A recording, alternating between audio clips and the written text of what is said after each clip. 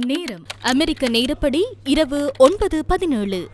இடம் அமெரிக்காவின் வாஷிங்டனில் உள்ள ஹில்டன் ஹோட்டல். அமெரிக்க ஜனாதிபதி டொனால்ட் ட்ரம்ப், முதற் பெண்மணி மெலனியா ட்ரம்ப், துணை ஜனாதிபதி ஜேடி வான்ஸ், அமைச்சரவை உறுப்பினர்கள் உள்ளிட்ட அந்த நாட்டின் அரசாங்கத்தின் முக்கியஸ்தர்கள் பலர் இந்த இரவு விருந்தில் கலந்து கொண்டனர். இலங்கை நேரப்படி காலை 6 மணியளவில் ஹோட்டலின் பிரதான மண்டபத்திற்கு வெளியில் இந்த துப்பாக்கி பிரயோகம் நடத்தப்பட்டிருந்தது.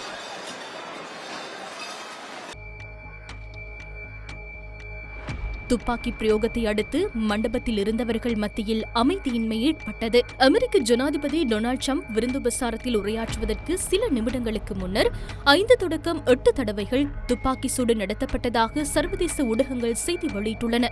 துரிதமாக செயற்பட்டு அமெரிக்க பாதுகாப்பு பிரிவினர் ஜனாதிபதி ட்ரம்ப் உள்ளிட்ட குழுவினரை அந்த இடத்திலிருந்து பாதுகாப்பாக வெளியேற்றினர். இந்த சம்பவத்தில் அங்கிருந்த புலனாய்வு பிரிவு உறுப்பினர் ஒருவரும் காயமடைந்துள்ளதாக CNN செய்தி வெளியிட்டுள்ளது. துப்பாக்கி பிரயோகம் முன்னெடுக்கப்பட்டு சில நிமிடங்களிலேயே சந்தேக நபரை அமெரிக்க பாதுகாப்பு படையினர் கைது செய்தனர். சந்தேக நபர் கைது செய்யப்பட்ட பின்னர் எடுக்கப்பட்ட புகைப்படம் ட்ரம்பின் சமூக ஊடக கணக்குகளில் பகிரப்பட்டிருந்தது. சந்தேக நபர் பாதுகாப்பு அதிகாரிகளை கடந்து வேகமாக ஓடும் காட்சியை கொண்ட காணொலி ஒன்றையும் ட்ரம்ப் தனது சமூக வலைதளத்தில் பதிவேற்றிருந்தார். கலிபோர்னியா மாநிலத்தை சேர்ந்து கால் தாமஸ் ஆலன் என்பவரே இவ்வாறு கைது செய்யப்பட்டுள்ளார். அவர் விருந்துபசாரம் நடந்த ஹோட்டலில் ஒரு விருந்தினராக தங்கியிருந்துள்ளதாகவும் அதற்கமைய அந்த இடத்திற்குள் அவரால் நுழைய முடிந்ததாகவும் வாஷிங்டன் போலீஸ் பிரதானி தெரிவித்துள்ளார். அமெரிக்க ஜனாதிபதியுடன் தொடர்புடைய அதிகாரிகளே தனது இலக்காக இருந்ததாக விசாரணையின் போது துப்பாக்கிதாரி கூறியுள்ளார். இயந்திர பொறியியல் பட்டமும் கணினி அறிவியல் முதுகலை பட்டமும் பெற்றுள்ள அவர் தொழில் ரீதியாக ஆசிரியராகவும் கணினி விளையாட்டு வடிவமைப்பாளராகவும் பணியாற்றியுள்ளார். சந்தேக நபர் ஷாட்கன் வகை துப்பாக்கி, ஒரு கைத்துப்பாக்கி, பல கத்திகளுடன் வந்திருந்ததாக மெட்ரோபாலிட்டன் போலீஸ் திணைக்களத்தை மேற்கோள் காட்டி சர்வதேச ஊடகங்கள் செய்தி வெளியிட்டுள்ளன. 31 வயதான அந்த சந்தேக நபருக்கு எதிராக வன்முறை குற்றத்தின் போது கைத்துப்பாக்கியை பயன்படுத்தியமை, ஆபத்தான ஆயுதத்தை பயன்படுத்தி மத்திய அரசாங்க அதிகாரி மீது தாக்குதல் நடத்தியமை ஆகிய குற்றச்சாட்டுகளின் கீழ் நாளை வழக்கு தொடரப்பட உள்ளது.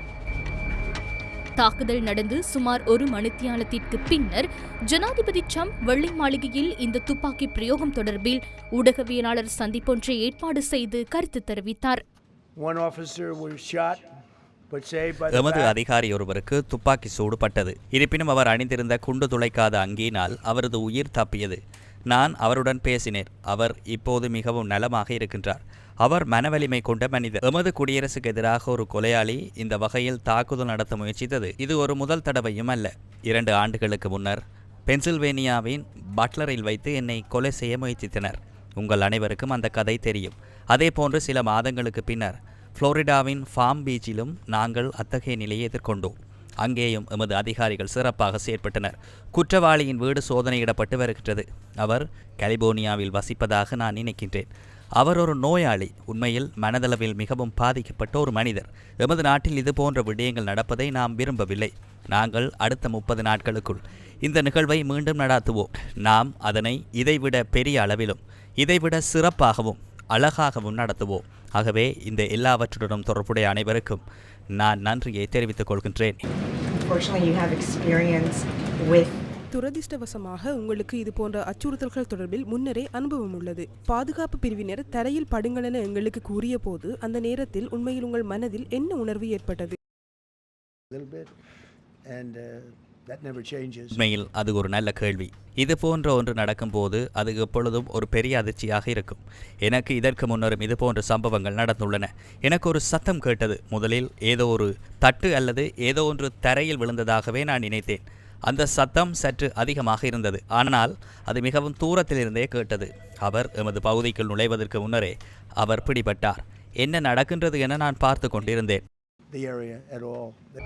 ஊடகவியலாளர்களின் கேள்விக்கு பதிலளித்த ட்ரம்ப், உலகில் பெரிய மாற்றங்களை செய்கின்ற செல்வாக்கு செலுத்தும் தலைவர்களை இலக்கு வைத்து இவ்வாறான தாக்குதல்கள் நடத்தப்படுவது சாதாரணமானது என மேலும் தெரிவித்தார். கடுமையான பாதுகாப்பு ஏற்பாடுகள் இருந்த போதிலும் சந்தேக நபர் எவ்வாறு துப்பாக்கியுடன் மண்டபத்திற்குள் நுழைந்தார் என்பது இதுவரை உறுதிப்படுத்தப்படவில்லை. இந்த துப்பாக்கி பிரயோகம் தொடர்பில் இந்திய பிரதமர் நரேந்திர மோடி தனது எக்ஸ் கணக்கில் பதிவொன்றை இட்டுள்ளார். ஜனநாயகத்தில் வன்முறைக்கு இடமில்லை எனவும் அந்த துப்பாக்கிச் சூட்டு சம்பவத்தை தாம் கண்டிப்பதாகவும் அதில் குறிப்பிடப்பட்டுள்ளது. எவ்வாறாயினும் ஜனாதிபதி ட்ரம்ப் பாதுகாப்பாக இருப்பதை அறிந்தபோது தான் நிம்மதியடைந்ததாகவும் அவர் குறிப்பிட்டுள்ளார்.